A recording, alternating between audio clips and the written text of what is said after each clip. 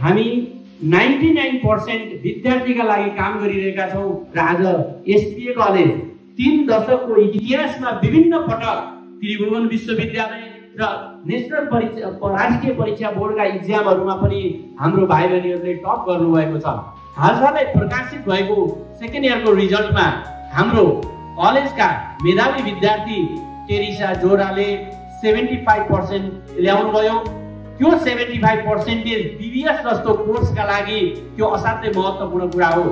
BBS को course academic course यति खँदिलो, यति व्यवस्थित र यति स्थापित कोर्स छ कि त्यो कोर्समा 1 मार्क्स पनि नथपिकन 75% मार्क्स ल्याउनु भनेको चाने चुने कुरा होइन।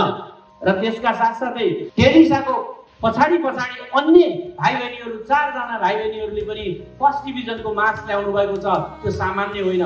त्यसमा अन्य विद्यार्थी भाइ बहिनीहरूले पनि एउटा राम्रो लेभलको चाहिँ पर्सेन्टेज ल्याउनु भएको छ। अस्ति फर्स्ट इयरको रिजल्ट पनि 33% भन्दा माथि छ। आज ट्युको रिजल्ट कम छ तर त्यसमा पनि हाम्रो चाहिँ पास पर्सेन्टेजको हिसाबले असाध्यै राम्रो रिजल्ट आएको छ।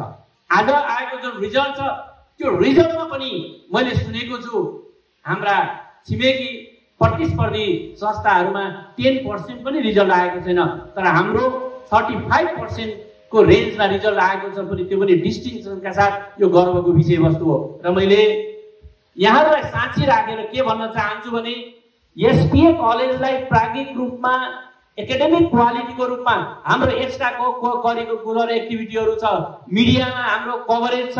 एसपीए कलेजको अब एउटा मात्रै एक सूत्रीय सपना के हो भने गुणस्तरीय शिक्षा र गुणस्तरीय परिणाम हो। हामीले गुणस्तरीय परिणाम ल्याउनका लागि अभिभावकका तर्फबाट, विद्यार्थीका तर्फबाट र हामी प्राध्यापकका तर्फबाट अहोरात्र खटेर मिहिनेत गरेर सबै कुराको समायोजन भयो भने समष्टिगत रूपमा राम्रो परिणाम आउँछ। त्यति गर्दै जो भाइ बहिनीहरूलाई हामीले माथि उठाउन सकेका छैनौँ उहाँहरूलाई उठाउनका लागि पनि सम्पूर्ण प्राध्यापक कर्मचारीको तर्फबाट मैले चाहिँ सिंगुलर कमिटमेन्ट के गर्न चाहन्छु भने एज अ क्याम्पस राम्रो एकाडेमिक इन्भाइरोमेन्ट क्रिएट गरेर सबैलाई मिलाएर सबै गुणस्तरीय साथीभाइ विद्यार्थीलाई एक ठाउँमा ल्याएर संस्थाको ट्रान्सफर्मेसनको लागि अहोरात्र खट्ने कुराको समेत प्रतिबद्धता व्यक्त गर्दछु।